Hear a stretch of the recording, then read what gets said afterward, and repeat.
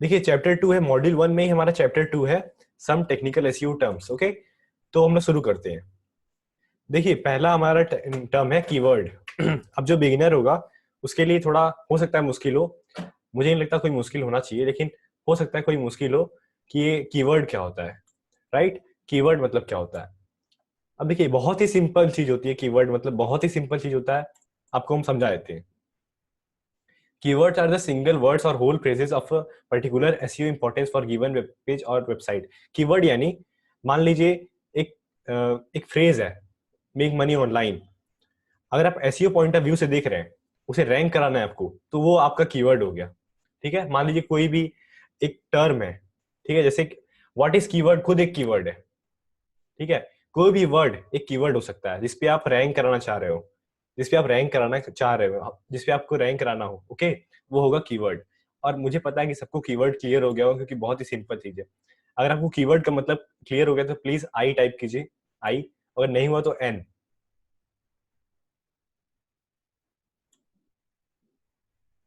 Okay, सब लोग लगभग आई टाइप कर रहा है, तो ओके, तो कीवर्ड हो गया ये हमारा। Okay, anchor text. अब आपको समझना चाहिए कि एंकर टेक्स्ट क्या होता है। ओके, तो देखिए सबसे अच्छे से हम लोग समझ सकते हैं, जैसे यहाँ पे आप देख सकते हैं कि एक यूआरएल है http://tipskittricks.com/tools। ये एक यूआरएल है, लेकिन यहाँ पे आप देख सकते हैं जैसे मैं माउस पॉइंटर लेके जा रहा हूँ, यहाँ पे कुछ अलग टाइप का पॉइंटर बन जा रहा है। यहाँ पे देखिए अलग टाइप का पॉइंटर बन जा रहा है। ऐसा क्यों? क्योंकि एक एंकर टेक्स्ट है, इसमें लिंक है। यही वाली लिंक हम लोगों ने माई टूल्स पे कर दिया है। तो आप एंकर टेक्स्ट का मतलब भी समझ गए होंगे कि कोई लिंक है, कोई कीवर्ड है, उसके ऊपर हमने लिंक अटैच कर दिया। एक तरीके से आप सिंपल वर्ड में ये कह सकते हैं कि कोई कीवर्ड है, जैसे कीवर्ड है माई टूल्स। ठीक है, माई टूल्स को हमने सेलेक्ट किया है और सेलेक्ट करके हमने उसमें ये वाला लिंक ऐड कर दिया है। अब माई टूल्स पे कोई क्लिक करेगा तो tipskittricks.com/tools पे जाएगा। ओके, तो ये माई टूल्स हमारा एंकर टेक्स्ट हो गया। जो लिंक वाला टेक्स्ट होता है ना, उसको हम लोग कहते हैं एंकर टेक्स्ट। ओके, अगर आपको एंकर टेक्स्ट का मतलब समझ में आ गया तो प्लीज टाइप आई।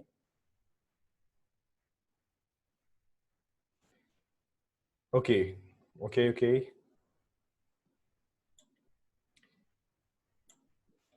अगला है हमारा click through rate.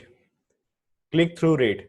Okay, click through rate क्या होता है देखिए, जैसे मान लीजिए कि आपके वेबसाइट पे कोई आता है, आपका पेज पे 100 में से अगर 10 लोग क्लिक करते हैं, अगर आपके पेज में 100 में से 10 लोग क्लिक करते हैं, तो आपका क्लिक थ्रू रेट यानी CTR 10% हो गया।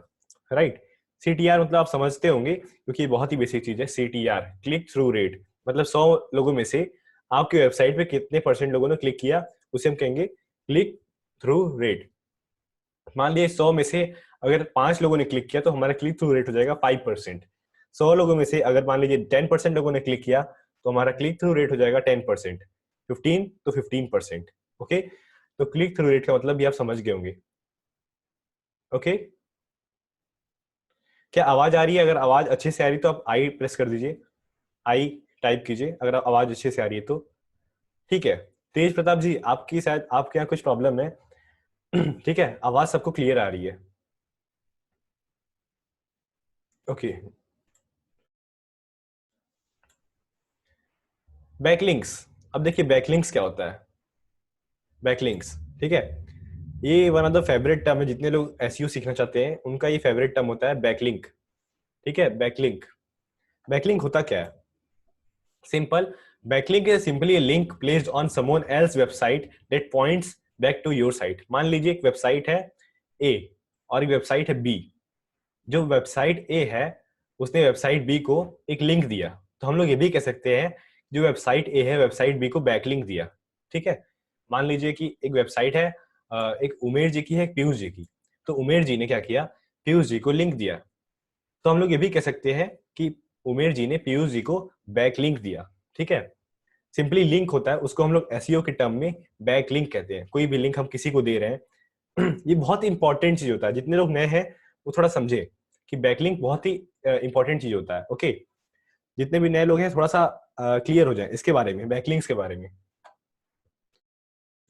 वन ऑफ द इम्पॉर्टेंट, आप कह सकते हैं वन ऑफ द इम्पॉर्टेंट ये टॉपिक रहता है backlink, one of the important topic रहता है पूरे एसईओ में, और ये इतना ज्यादा इंपॉर्टेंट है कि पूरा एसईओ इसी के अराउंड घूमता रहता है। मैक्सिमम जो एडवांस एसईओ होता है इसी के अराउंड घूमता रहता है। तो देखिए मान लीजिए एज एग्जांपल हम लोग समझते हैं इसे, मान लीजिए उमेर जी की साइट है। उमेर जी की साइट में पीयूष जी ने बैकलिंक दिया, ठीक है, पीयूष जी ने उमेर जी की साइट को बैकलिंक दिया। तो उमेर जी की साइट अच्छी है इसका मतलब तभी ना पीयूष जी ने दिया। अब मान लेते हैं एक बैकलिंक से कोई फर्क नहीं पड़ता, मान लीजिए उमेर जी ने दिया, अभिनव जी ने दिया, ओके, अमन जी ने दिया, अंकुर जी ने दिया, सब उमेर जी को लिंक दे रहे हैं। इसका मतलब ये ट्रस्ट आ गया गूगल में कि हाँ भाई इसको सब लोग लिंक दे रहे हैं, इसका मतलब इसकी वेबसाइट ज्यादा क्रेडिबल है, मतलब हम कह सकते हैं कि ज्यादा बेस्ट वेबसाइट है। किसी वेबसाइट पे अगर जितना ज्यादा लिंक रहेगा उसका, जैसे मान लीजिए एक आर्टिकल है, एक वेबसाइट है a.com, ठीक है, एक वेबसाइट है a.com, उसके 100 बैकलिंक्स है, उसके 100 बैकलिंक्स है, ठीक है, तो 100 बैकलिंक्स है उसके, और एक वेबसाइट है b.com, उसके 200 बैकलिंक्स है, ओके। तो आप बताइए कि लोग किसके बारे में ज्यादा जानते होंगे? जाहिर सी बात है वेबसाइट b.com को, ठीक है, b.com को लोग ज्यादा जानते होंगे क्योंकि उसकी उसके पास 200 बैकलिंक्स है, उसके पास 200 लिंक्स है, लोगों ने उसको लिंक दिया है। इसका मतलब गूगल उस पर ज्यादा ट्रस्ट कर सकता है, उसको हायर रैंकिंग दे सकता है।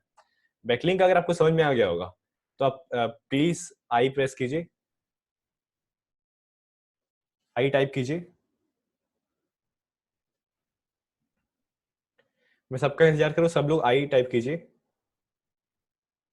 हाँ, देखिए बैकलिंक सिंपल एक लिंक जिस हम कभी किसी वेबसाइट को देते हैं या फिर अपने कॉम्पिटिटर्स को देते हैं या फिर किसी को भी देते हैं, तो ये होता है हमारा, उसे हम एसईओ के टर्म में बैकलिंक कहते हैं, सिंपल, ठीक है। और ये सबसे इंपॉर्टेंट फैक्टर होता है एसईओ में, one of the most important factor, इसलिए मैं थोड़ा इसमें टाइम ले रहा हूँ। बैकलिंक को जितना अच्छे से समझ जाएंगे उतना बढ़िया होगा, ओके। बैकलिंक को जितना अच्छे से समझ जाएंगे उतना बढ़िया होगा।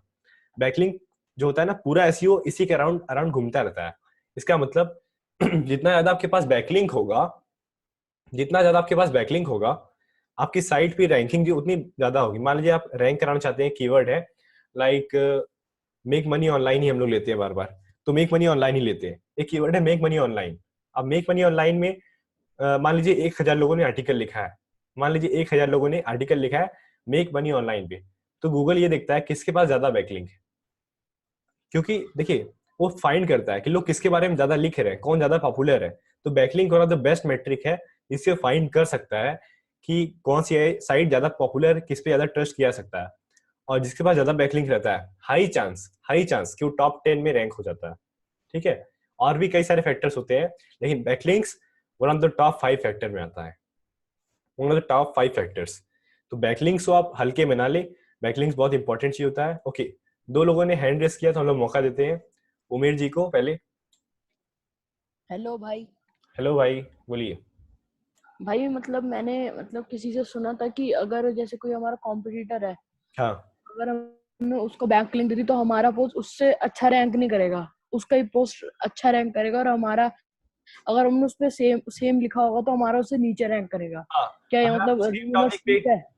देखिए अगर ये तो गड़बड़ी है ना, अगर मान लीजिए आप एक टॉपिक पे लिख रहे हैं, मान लीजिए आप एक जी टॉपिक पे लिख रहे हैं how to make money online, ठीक है, आप एक टॉपिक पे लिख रहे हैं how to make money online, तो आप अपने ही कॉम्पिटिटर्स को लिंक दे रहे हैं कि how to make money online पे, उन्हीं लोग को लिंक दे रहे हैं, तो फिर ये जी। उनको ज्यादा रैंकिंग मिलेगी, ठीक है। तो भाई आउटबाउंड लिंक तो करनी पड़ती होगी। तो आउटबाउंड लिंक करनी है तो आप उसी टॉपिक पे क्यों कर रहे हैं, कॉम्पिटिटर्स को लिंक देना है तो उस अच्छा रिलेवेंट ठीक टॉपिक है। पे, हाँ रिलेवेंट टॉपिक पे। अच्छा रिलेवेंट टॉपिक मतलब जैसे कोई अलग टॉपिक।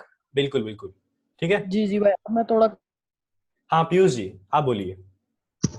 हेलो हाँ भाई बोलिए। भाई, आप अभी बोले कि बैकलिंक्स बहुत इम्पोर्टेंट है। तो हाँ मेरा एक, मैंने जब अपना पहला वेबसाइट बनाया था तो मैंने ऐसे ही कहीं पे जाके फ्री बैकलिंक्स बना लिया था। तो मेरा ऑलमोस्ट 2000 बैकलिंक्स बन गया था, लेकिन मेरा जो रेफरिंग डोमेन्स था वो 10 और 12 था। हाँ तो हाँ फिर भी मेरा मतलब, आपने अभी बोला बैकलिंक्स जितना होता है उससे इम्पोर्टेंट होता है, उससे रैंकिंग फैक्टर बढ़ता है। हाँ। लेकिन मेरा बैकलिंक तो 2000 था, रेफरिंग डोमेन 10 था। तो इसके बारे में आप थोड़ा एक्सप्लेन कीजिए। देखिए आप बहुत ज्यादा जल्दी क्वेश्चन पूछ रहे हैं, ठीक है, कोई बात नहीं। देखिए हम लोग इसे क्वालिटी के बारे में आगे बात करेंगे कि कितना क्वालिटी बैकलिंक्स होना चाहिए, क्या होना चाहिए। अभी हम लोग एज अ नॉर्मल लेमेन्स भाषा में समझ रहे हैं कि बैकलिंक्स अगर आपके पास ज्यादा होगा, नॉर्मल भाषा में कि अगर आपके पास बैकलिंक ज्यादा होगा, क्योंकि यहाँ पे बहुत सारे न्यू लोग हैं, तो उनको हम लोग सिंपल भाषा में यही समझा सकते हैं कि जितना ज्यादा आपके पास बैकलिंक होगा उतना आप ज्यादा बेटर आपका ब्लॉग ग्रो करेगा, आपकी वेबसाइट उतना ज्यादा ग्रो करेगी। सिंपल भाषा में उन लोगों को समझाने के लिए आपके लिए क्वालिटी बैकलिंक्स, आपके लिए मैं समझा रहा हूँ। क्वालिटी बैकलिंक्स जो 5 साल पुरानी वेबसाइट है, उनसे आपको एक लिंक मिल गया और 1000 बैकलिंक्स, आप 1000 बैकलिंक्स आपको नॉन, देखिए बात को समझिए पीयूष जी।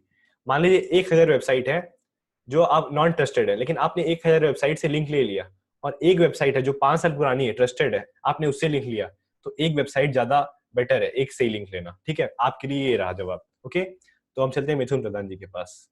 हेलो। हाँ भाई बोलिए। हाँ भाई, मैं ये बोल रहा था जैसे बैकलिंक बनाते हैं तो न्यू ब्लॉग जो बनाते हैं तो उनको कुछ ऐसा रहता है कि मंथली के बाद मतलब बैकलिंक बनाना चाहिए, या फिर जैसे न्यू ब्लॉग बनाया तो या फिर वीकली के बाद बनाना चाहिए? सभी स्ट्रेटेजी आपको बताई जाएंगी। ठीक है, अभी हम लोग डेफिनेशन पे हैं। ठीक है, सभी स्ट्रेटेजीज आपको बताई जाएंगे, आप चिंता मत कीजिए। सब हम लोग एकदम सीक्वेंस में चल रहे हैं ताकि जो न्यू लोग हैं उनको एकदम प्रॉब्लम ना हो। Okay okay okay. ओके ठीक है, हम लोग थोड़ा Q&A लास्ट में भी कर सकते हैं। Do follow link. अब देखिए बैकलिंक्स जो होती हैं वो दो टाइप की होती हैं। देखिए ध्यान से सुनिए, बैकलिंक्स दो टाइप की होती है। एक डू फॉलो लिंक, वैसी लिंक्स जो गूगल काउंट करता है। ठीक है, डू फॉलो लिंक। अब देखिए डू फॉलो लिंक होती क्या है, मान लीजिए हम लोग नॉर्मल लिंक देते हैं ना, जो उससे हम लोग कहते हैं डू फॉलो लिंक। जो नॉर्मल हम लोग लिंक देते हैं उसे हम लोग कहते हैं डू फॉलो लिंक, और गूगल उसको फॉलो फॉलो करता है, यानी गूगल उसे काउंट करता है as a up vote, as a like, as a up vote.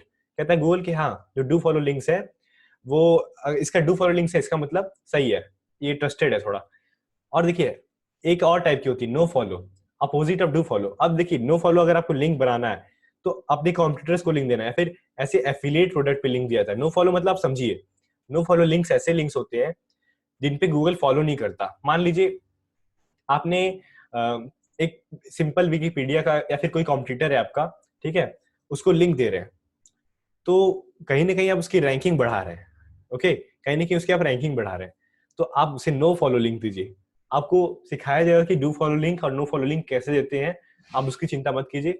आपको सिखाया जाएगा कि डू फॉलो लिंक और नो फॉलो लिंक कैसे देते हैं। ओके, तो इसकी आप चिंता मत कीजिए। तो डू फॉलो लिंक अगर आप किसी को देते हैं तो उसका वेबसाइट का जो रैंकिंग है वो बढ़ जाता है। अगर नो फॉलो लिंक देते हैं तो उसके वेबसाइट की रैंकिंग घटता भी नहीं है, बढ़ता भी नहीं है, जितना रहता है उतना ही रहता है। ठीक है, मान लीजिए एक आपने बुक प्रमोट करना है, आप एक बुक प्रमोट कर रहे हैं, कोई एक बुक है उसको आप प्रमोट कर रहे हैं, तो आप उसे नो फॉलो लिंक देंगे या डू फॉलो? सिंपल सी बात है कि आप उसे नो फॉलो लिंक देंगे, क्योंकि आप प्रमोशन कर रहे हैं किसी का, आप उसे नो फॉलो लिंक देंगे। फॉर एग्जाम्पल अमेजोन का कोई प्रोडक्ट है, आप एफिलिएट मार्केटिंग कर रहे हैं, तो आपको हमेशा नो फॉलो लिंक देना चाहिए, क्योंकि गूगल गूगल को पता न चले कि हाँ आप प्रमोशन कर रहे हैं, उसे उतना फॉलो ना करे गूगल। ठीक है, तो आपको नो फॉलो लिंक देना है।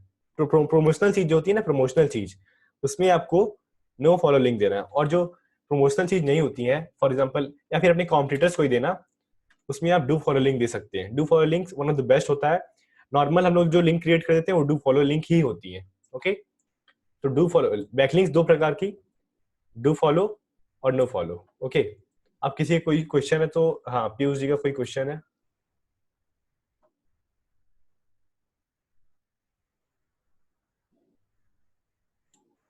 ओके, सहराज जी का क्वेश्चन है, सहराज जी के पास चलते हैं। हेलो भाई, मैं आपको बताना चाहूंगा, अभी मैंने थोड़े दिन पहले गेस्ट पोस्ट किया था एक साइट पे। हाँ हाँ सो वो क्या करते हैं कि वो किसी को जैसे कमेंट में भी ना नो फॉलो लिंक नहीं देते हैं। ओके तो मैंने वहां पे गेस्ट पोस्ट किया तो उन्होंने मुझे नो फॉलो लिंक दे दिया वहां पे। ओके। जब मैंने उन्हें कांटेक्ट किया तो उन्होंने मुझे बताया कि जो हम किसी को भी नो फॉलो लिंक नहीं देते, इसलिए हमारे नो फॉलो लिंक की भी वैल्यू है। देखिए अगर बड़ी पहले साइट है, ये, हम्म, हाँ, को उन्होंने बताया कि अब इससे हमारी साइट को डायरेक्टली कोई इम्पैक्ट नहीं पड़ेगा, पर आपकी रैंकिंग जरूर इंक्रीज होगी। देखिए डू फॉलो लिंक से रैंकिंग बहुत ड्रामेटिकली बहुत अच्छी तरीके से इंक्रीज हो जाती है, लेकिन जो नो फॉलो लिंक्स होते हैं, अगर बहुत ही हाई अथॉरिटी साइट से है तो उससे भी वैल्यू थोड़ा बहुत हम लोग मान सकते हैं कि हाँ वो भी वैल्यूएबल होती है। ओके, हाँ, डीआर उसका 35 के करीब था साइट का, हाँ रायरिफ पे। हाँ, डी और डी आर के बारे में हम लोग आगे बात करेंगे। ठीक है, ठीक है। ठीक है। हाँ अनवर कलादगी जी। जी अभी सर। हाँ बोलिए। जी मैं ये पूछना चाह रहा था कि बैकलिंक के बारे में। फॉर एग्जांपल मैंने एक प्लेसेस पे वेबसाइट बनाई है, तो मैंने एक कीवर्ड भी आर्टिकल भी पब्लिश कर दिया, तो मैं अब उस कीवर्ड को जो कॉम्पिटिटर चेक करता हूँ तो उन लोगों ने कहाँ कहाँ से बैकलिंक ले लिया तो आरिफ से चेक किया। तो हाँ मैं वही जाकर देखता हूँ तो कोई ऑप्शन ही नहीं है, और वो लोग भी कांटेक्ट करने के बावजूद भी अगर बैकलिंक नहीं दिए तो फिर तब भी कैसे रैंक कर सकते हैं। देखिए, बैकलिंक्स आपको बनाना एसईओ किंग में सिखाया जाएगा, तो आप उनकी जो बैकलिंक्स ट्रैक करते हैं कि हम भी वहां पे जाके लिंक बना ले, है ना। हाँ वही वही। हाँ, तो आप ऐसा मत कीजिए, कोई फायदा नहीं होगा। वो लोग बैकलिंक्स पैसा से बनवाते हैं, खरीदते हैं बैकलिंक्स, तो बहुत सारे केस होते हैं। जी आपको एसईओ किंग बताया जाएगा, आप भी ऐसा बैकलिंक बना पाएंगे जो आपके कॉम्पिटिटर्स नहीं बना पाएंगे। ओके ओके, तो उमेर जी के पास हम लोग नहीं, प्रतीक शिंदे जी के पास चलते हैं। Hello sir. हेलो। हेलो, आवाज आ रही क्या? हाँ हाँ, आवाज आ रही है। हाँ सर, मैं प्रतीक बोल रहा हूँ और मैं कंप्लीट नया हूँ एसईओ में। हाँ हाँ हाँ तो मेरा ये सजेशन है आपसे, क्वेश्चन नहीं मेरा सजेशन है हाँ हाँ। कि आप जो फ्लो में सिखा रहे हैं वही सिखाए और क्यूएनए बाद में ले, और ओके जिसका ओके, क्वेश्चन है वो लिख कर रखे, क्योंकि इससे फ्लो भी डिस्टर्ब होता है फ्लुएंसी और नहीं हम होगा। नए हैं तो हमको भी जी जी, डिस्टर्ब, हाँ। मतलब ऐसा लगता है कि हमको कुछ नहीं आता, मैं भी फिर जस्ट ऐसा यही बोलने फीलिंग्स वाला था। होती है। मैं भी क्वेश्चन लेने के बाद जस्ट हाँ यही बोलने वाला था। तो यहाँ पे जितने लोग हैं एक बार ध्यान से सुन ले कि अभी क्वेश्चन बिल्कुल मत पूछिए आप लोग। और देखिए, अभी यहाँ पे बहुत सारे बिगिनर्स हैं। मैंने आपको जितने भी लोग क्वेश्चन पूछे हैं, सबको मैंने एक बोला कि हाँ एसईओ किंग में सिखाया जाएगा। यहाँ पे अभी बिगिनर्स लोग हैं, तो पहले हम उनको ध्यान देते हैं। तो हल्का सा पहले हम लोग रिवाइज कर लेते हैं। ओके, हल्का सा एक बार हम लोग बैक में जाके रिवाइज कर लेते हैं। सीटीआर, क्लिक थ्रू रेट, इसका मतलब ये होता है कि 100 में से आपके वेबसाइट पे कितने लोगों ने क्लिक किया। और जितने लोग यहाँ पे नोट्स नहीं बना रहे, बहुत बड़ी गलती कर रहे हैं, क्योंकि एक बार ही नोट्स बनता है। दोबारा आप कोशिश करेंगे कि चलो दोबारा रिप्ले देख के बना लेंगे, तो बहुत ही दिक्कत हो जाता है। फिर मन नहीं करता, कभी कभी मूड नहीं होता, या फिर आप सोच रहे हैं मोबाइल में नोट्स मिल जाएगा, तो मिल जाएगा, लेकिन मोबाइल का मोबाइल में ही रहेगा। ठीक है, तो आप हो सकता है तो कॉपी लीजिए, 15 सेकंड का टाइम है, कॉपी लीजिए और वहां पे नोट्स बनाना स्टार्ट कीजिए। तो मैं क्लिक थ्रू रेट एक बार और रिपीट कर देता हूँ ताकि आप कॉपी लेने का टाइम हो जाए आपके पास। तो अगर आपके वेबसाइट पे 100 लोग आते हैं और 10 लोग क्लिक करते हैं, फिर 15 लोग क्लिक करते हैं, तो जितने लोग 100 में से क्लिक किए उतना हो जाएगा आपका सीटीआर का percentage, click through rate. Okay, तो क्लिक थ्रू रेट कैसे अफेक्ट करता है आपकी साइट को बाद में हम बात करेंगे, लेकिन क्लिक थ्रू रेट का मतलब आप समझते रहिए। और जितने लोग का कोई क्वेश्चन है कि बैकलिंक बनाना है, कैसे बनाना है, बिल्कुल एकदम आखिरी में लीजिए। और अभी तो हम लोग सेकेंड लेक्चर पे हैं और हम लोग बहुत ही बेसिक में चल रहे हैं। आपने मॉड्यूल देख लिया, द बेसिक्स ऑफ एसईओ, ठीक है। तो मॉड्यूल हमारा बेसिक्स ऑफ एसईओ है। तो जितने लोग थोड़े से बेसिक्स जानते हैं वो थोड़ा सा चुप रहें, ताकि जो बिगिनर्स लोग हैं वो थोड़ा सीख पाए। ठीक है, उनको भी हम लोग अपॉर्चुनिटी देते हैं। आप लोग का जो एडवांस आएगा ना, तो आप लोग पूरा अच्छे से जितना हो सके ना उतना पूछेगा। आप लोग का सवाल जब तक एंड नहीं होगा तब तक उसका आंसर होगा। ठीक है। बैकलिंक्स, बैकलिंक्स जैसे मैंने बताया, अगर आप किसी को लिंक देते हैं, किसी वेबसाइट को लिंक देते हैं, तो सिंपली एसईओ के टर्म में आप किसी वेबसाइट को बैकलिंक दे रहे हैं। Okay, simple. अगर आप किसी को लिंक दे रहे हैं यानी आप उस वेबसाइट को बैकलिंक दे रहे हैं। और बैकलिंक जितना ज्यादा होगा, मान लीजिए फिर से वही बात कि अब इसको थोड़ा बैकलिंक्स को हम लोग थोड़ा सा अच्छे से और समझ लेते हैं। फॉर एग्जाम्पल, एक लड़का है राम और एक लड़का है श्याम। राम की 5 लोगों ने तारीफ की और श्याम की 2 लोगों ने, तो बताइए कौन ज्यादा बढ़िया है। सिंपल सी बात है, राम। वो क्यों? क्योंकि ज्यादातर लोगों ने राम की तारीफ की, 5 लोगों ने। तो बैकलिंक्स भी वैसे ही, आपको 5 लोगों ने लिंक दिया और आपके कॉम्पिटिटर्स को 3 लोगों ने, तो आपकी वेबसाइट ज्यादा अच्छी है। अब आप समझ गए होंगे मेरे ख्याल से बैकलिंक का मतलब। Okay okay, do follow link, ऐसी लिंक्स जो गूगल काउंट करता है, और ऐसी लिंक जो गूगल काउंट नहीं करता है उसे हम लोग कहते हैं नो फॉलो लिंक। कैसे बनाना है वो फ्यूचर की बात है, लेकिन आप समझते रहिए कि डू फॉलो लिंक होता क्या है। डू फॉलो लिंक यानी यहाँ पे आप देख सकते हैं कि it is a standard HTML link that doesn't have, देखिए अब इसको हम लोग एचटीएमएल के भाषा में, अगर जितने लोग एचटीएमएल पढ़े होंगे वो समझ जाएंगे तुरंत। एक और टैग ऐड होता है, REL is equal to no follow. एक और टैग ऐड हो जाता है, REL is equal to no follow. तो हम लोग उसे नो फॉलो लिंक कहते हैं। और डू फॉलो में कोई टैग नहीं होता। सिंपल जो लिंक होती है ना, आप दिमाग से निकाल दीजिए डू फॉलो। सिंपल जो लिंक होती है ना उसे हम लोग कहते हैं डू फॉलो लिंक्स। और जो नो फॉलो लिंक्स होती है उसमें ये वाला टैग रहता है, REL is equal to no follow. तो सिंपली अगर किसी का लिंक चेक करना है कि डू फॉलो है या नो फॉलो है, तो आप सिंपली राइट क्लिक करें, इंस्पेक्ट एलिमेंट में जाएं और वहां पे HTML का कोड देख के आप बता सकते हैं कि ये लिंक डू फॉलो या नो फॉलो। अगर डू फॉलो हुआ तो आपकी वेबसाइट, मान लीजिए आपकी वेबसाइट है और किसी ने आपको डू फॉलो लिंक दिया है, तो आपकी रैंकिंग बहुत तेज बढ़ जाएगी। अगर आपकी वेबसाइट है, किसी ने नो फॉलो लिंक दिया है, तो ज्यादा इफेक्ट नहीं करेगा। ओके, ये होता है अपोजिट टू डू फॉलो। अगर आपको कोई प्रमोशन करना है, किसी का प्रमोशन करना है, तो आप नो फॉलो लिंक ऐड कर सकते हैं। ओके ओके, हर्ष जी आप कुछ कहना चाहते हैं?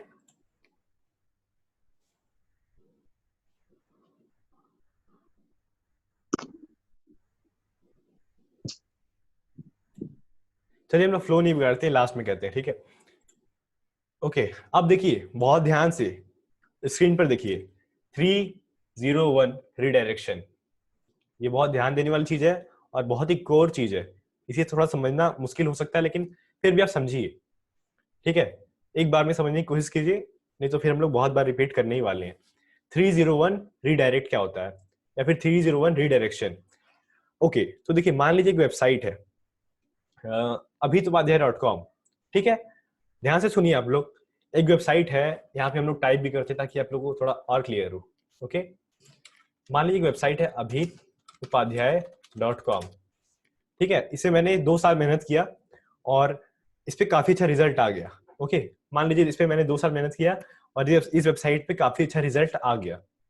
उसके बाद मुझे एक डाउट हुआ यार कि abhitupadhyay.com काफी बड़ा नाम हो गया, काश abhi.com होता, काश abhi.com होता। लेकिन तो abhitupadhyay.com पे मैंने सारी मेहनत कर दी, पूरा एसईओ उसी पे किया है मैंने। ओके, abhitupadhyay.com पे मैंने पूरा एसईओ किया, लेकिन अब मैं चाहता हूँ कि 2 साल बाद मैं चाहता हूँ कि मेरी वेबसाइट का यूआरएल हो abhi.com, सिंपल। तो अब क्या किया सकता है? क्या abhi.com पे 2 साल और मेहनत किया जाए? जी नहीं। अब यही काम आता है 301 रिडायरेक्शन। अब देखिए 301 रिडायरेक्शन होता क्या है, मान लीजिए abhi.com 2 साल बाद आई है और abhitupadhyay.com 2 साल पहले है, तो जैसे ही abhitupadhyay.com को 301 रीडायरेक्ट कर देंगे abhi.com पे, तो सारा एसईओ का जो एफर्ट है वो abhi.com में आ जाएगा। यानी जितना abhitupadhyay.com की रैंकिंग होगी, उतना abhi.com की रैंकिंग भी आ जाएगी, ठीक है। अब आप लोग समझ गए होंगे कि 301 रिडायरेक्शन होता क्या है। जितना abhitupadhyay.com की रैंकिंग होगी, उतना abhi.com की रैंकिंग भी आ जाएगी, ठीक है। फॉर एग्जाम्पल, ये तो मान लीजिए डोमेन की बात है, कोई यूआरएल लेते हैं। मान लीजिए मैंने एक ब्लॉग पोस्ट लिखा है abhitupadhyay.com/how to write article, ठीक है। तो हम लोग यहाँ पे लिख देते हैं टाइप करके राइट आर्टिकल। मैंने मान लीजिए एक ब्लॉग पोस्ट लिखा है abhitupadhyay.com/write article, how to write article। तो मैंने मिस कर दिया, ऐसे रैंक हो गया मेरा आर्टिकल, मेरा आर्टिकल रैंक हो गया। लेकिन अब मैंने क्या गलती किया, जो परमा लिंक है, जो यूआरएल है, वो मुझे चेंज करना है। वो मुझे चेंज करना है, तो कैसे होगा? क्योंकि ये राइट आर्टिकल लिखा है और मेरा टोटल टॉपिक था how to write article. Okay, तो मैं क्या करूंगा, जो राइट आर्टिकल वाला पोस्ट है उसको मैं 301 रीडायरेक्ट कर दूंगा इस पोस्ट पे। 301 रीडायरेक्ट। अब आप लोग के डाउट आ रहा होगा मन में कि 301 रीडायरेक्शन कैसे करते हैं, ठीक है। वो टाइम आएगा तो आप सीख जाएंगे कैसे करते हैं। बस आप इतना समझते रहिए कि एक ऐसा रीडायरेक्शन होता है, रीडायरेक्शन कितना सिंपल वर्ड लग रहा है, रीडायरेक्ट कर देता है, सिंपल। तो रीडायरेक्शन ऐसा रीडायरेक्शन होता है जिसपे मान लीजिए आपने पहले से ही मेहनत की हुई है एसईओ पे पहले से ही मेहनत की हुई है, तो आप अपनी मेहनत अपनी दूसरी वेबसाइट पे भी शो कर सकते हैं। अगर आप अपनी जो पुरानी वेबसाइट है उसे डाउन करना चाहते हैं और नई वेबसाइट का नाम चाहते हैं तो, ठीक है जी। अनवर जी रिकॉर्डिंग आपको मिल जाएगी, आप चिंता मत कीजिए। ये हो गया हमारा 301 रिडायरेक्शन। अब मुझे लगता है 301 रिडायरेक्शन का मतलब आप लोग समझ गए होंगे। अगर समझ गए होंगे तो प्लीज आई टाइप कीजिए।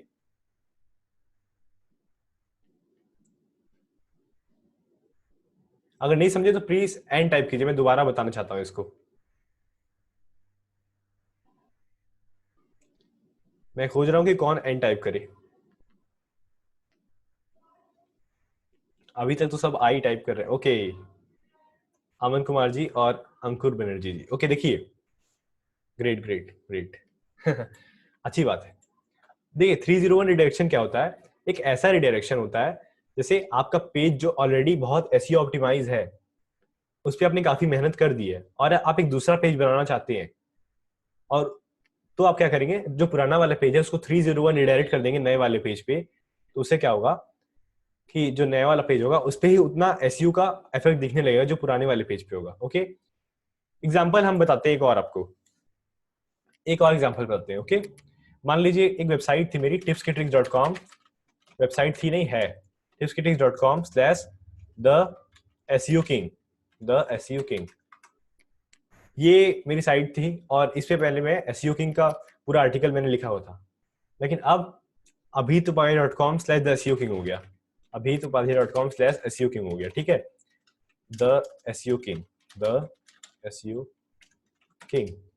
अब ये हो गया, तो मैंने क्या किया, वो ऑलरेडी रैंक था, tipsketricks.com वाला पहले से ही रैंक था, लेकिन अभितुपाध्याय वाला रैंक नहीं था, तो मैंने क्या किया, टिप्स के ट्रिक्स वाला रीडायरेक्ट कर दिया, 301 रीडायरेक्ट कर दिया अभितुपाध्याय की तरफ। तो जहां पे टिप्स के ट्रिक्स की रैंकिंग थी वहां पे अभितुपाध्याय की रैंकिंग आ गई। Okay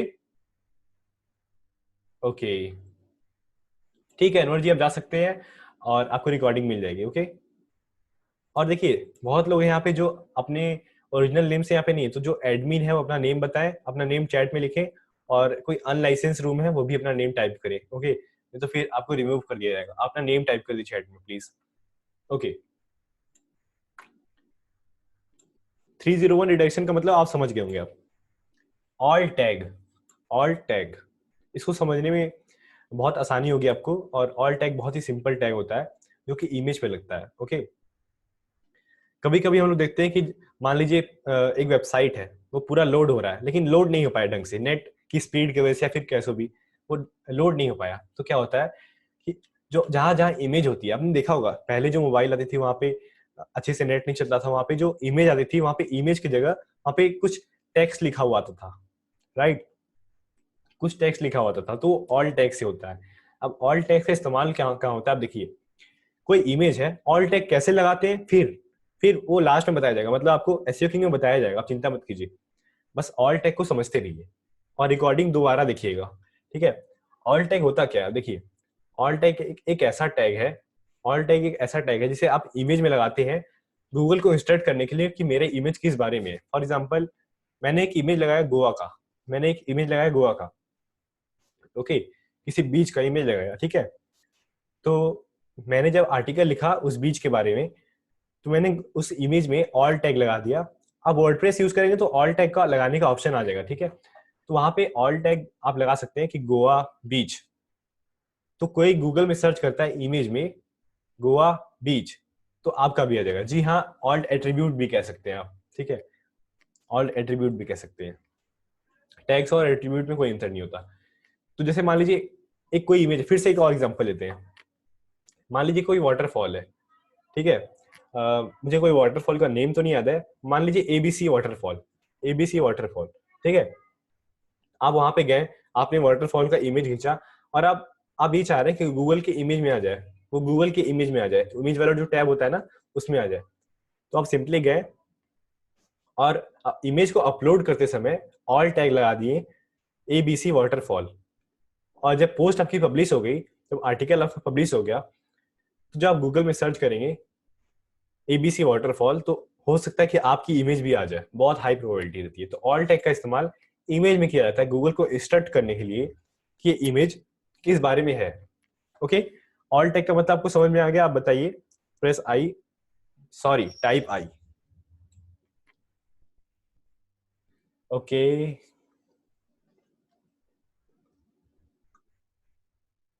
okay okay, black head SEO, black head SEO, यहाँ पे देखिए ब्लैक हेड एसईओ क्या होता है, मैं आपको बता देना चाहता हूँ। एसईओ के बहुत सारे फैक्टर्स होते हैं, गूगल के बहुत सारे फैक्टर्स होते हैं, ठीक है, व्हाइट हेड एसईओ होता है और ब्लैक हेड एसईओ होता है। तो जो बेकार प्रैक्टिस होती है एसईओ की, गूगल को बेवकूफ बनाने के लिए, गूगल को बेवकूफ बनाते हैं कि उसमें कुछ मैनिपुलेट करना चाहते हैं ताकि गूगल समझ ना पाए और हमारी वेबसाइट रैंक हो जाए ऊपर। जो कि इवेंट ब्लॉगर करते हैं, वो क्या करते हैं, वो शॉर्ट टर्म में रैंक कराने के लिए वो वेबसाइट में इतना ब्लैक हेड एसईओ करते हैं कि उनकी वेबसाइट एकदम टॉप पे आ जाती है, भले एक महीने के लिए आए लेकिन टॉप पे आ जाती है, उसके बाद धीमे से पूरी वेबसाइट उनकी डाउन हो जाती है। तो ब्लैक हेड एसईओ में क्या होता है, बैड प्रैक्टिस ऑफ एसईओ, ठीक है। देखिए like everything SEO has it dark side too, देखिए सबकी तरह एसईओ का भी एक डार्क साइड है जो कि ब्लैक हेड एसईओ है। यहाँ पे लोग क्या करते हैं, खराब प्रैक्टिस करते हैं, गूगल को मैनिपुलेट करने की कोशिश करते हैं, गूगल के एल्गोरिदम्स के साथ खेलने की कोशिश करते हैं। ओके, हैकिंग नहीं आप कह सकते, आप हैकिंग नहीं कह सकते, लेकिन आप कह सकते हैं कि गूगल के साथ खेलना, गूगल के एल्गोरिदम्स के बारे में आपको कुछ पता है तो उसको ओवर यूज करना, ओवर ऑप्टिमाइज करना, ओवर ऑप्टिमाइज कर रहे हैं आप गूगल को बेवकूफ बनाने के लिए, आपकी साइट को रैंक करने के लिए। ओके, तो हम लोग उसे कहेंगे ब्लैक हैट एसईओ, ठीक है। कैनोनिकल टैग, अब इसको आप समझिए, ये बहुत इंटरेस्टिंग चीज है। कितने लोग कैनोनिकल टैग का मतलब समझते हैं टाइप आई, और नहीं समझते तो टाइप एन।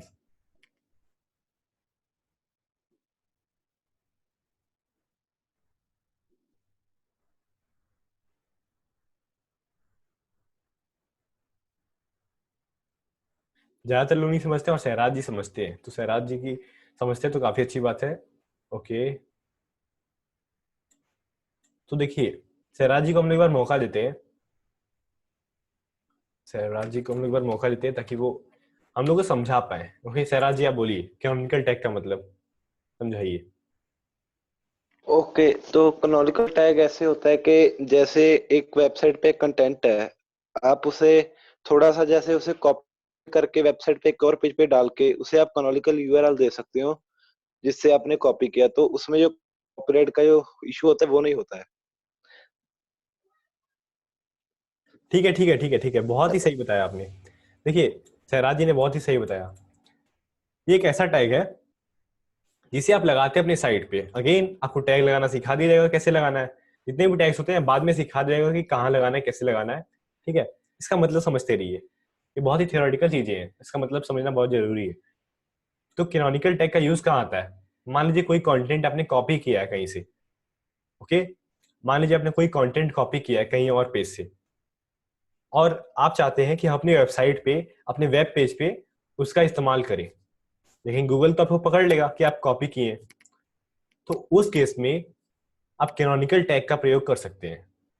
उससे क्या होगा कि जैसे ही आप कैनोनिकल टैग का प्रयोग करेंगे, आपको गूगल कुछ नहीं कहेगा, आपको नहीं कहेगा कि आपने कॉपी किया है। वो एज ए गुडविल वो मान लेगा कि हाँ आपने कॉपी किया, लेकिन आपने बता दिया है। लेकिन हाँ एक बात तो है कि आपकी वेबसाइट रैंक नहीं होगी उतना, ठीक है। उतनी वेबसाइट, वो वाली साइट, वो वाली पेज, पूरी वेबसाइट में कोई इफेक्ट नहीं पड़ेगा, बस वो वाला पेज रैंक नहीं होगा अच्छे से, ठीक है। वो वाला पेज रैंक नहीं होगा। मॉडिफाई करके कंटेंट कॉपी कर सकते हैं, मिथुन जी पूछ रहे हैं। देखिए गूगल बहुत स्मार्ट हो चुका है, कितना भी ज्यादा आप मॉडिफाई कर लेना, कितना भी ज्यादा, सबके लिखने का स्टाइल होता है। जस्ट लाइक आपका फिंगरप्रिंट ना यूनिक होता है, वैसे ही सबके लिखने का एक अलग स्टाइल होता है, किसी का आप कॉपी नहीं कर सकते। और गूगल ए बी टेस्टिंग करता है। ए बी टेस्टिंग मतलब आप ए बी टेस्टिंग करें, A B C D E F G पूरा टेस्टिंग करता रहता है कि अलग अलग कंटेंट कब लोग कॉपी करते हैं तो कैसा सीक्वेंस बनता है। आप देखिए, आप ह्यूमन साइकोलॉजी को छेड़ नहीं सकते, ठीक है। आप कहीं ना कहीं जाके कहीं ना कहीं गलती कर देंगे तो गूगल आपको पकड़ लेगा। तो गूगल आपसे ज्यादा स्मार्ट है, गूगल समझ आएगा कि आप कॉपी कर रहे हैं। तो सिंपल आप क्या कीजिए, कैनोनिकल टैग का इस्तेमाल कीजिए। कैनोनिकल टैग का आप इस्तेमाल जैसे ही करते हैं आपको गूगल कुछ नहीं बोलेगा, ठीक है। और जो लोग एचटीएमएल समझते होंगे उनको टैग लगाना भी आ गया होगा स्क्रीन पे देख के, link REL is equal to canonical. लेकिन ठीक है, जो लोग नहीं समझते कोई बात नहीं। तो कैनोनिकल टैग का मतलब यही होता है कि आपने कहीं से कॉपी किया और आप गूगल को बता रहे कि भाई हमने कॉपी कर दिया है, कुछ बोलना मत अभी। भले आपका वो वाला पेज रैंक नहीं होगा, आपकी वेबसाइट पे कोई इफेक्ट नहीं पड़ेगा। नहीं तो अगर आपने कहीं से कंटेंट कॉपी किया है और आपने कैनोनिकल टैग का इस्तेमाल नहीं किया और गूगल अगर पकड़ लिया तो पूरी वेबसाइट पे नुकसान हो सकता है, ओके।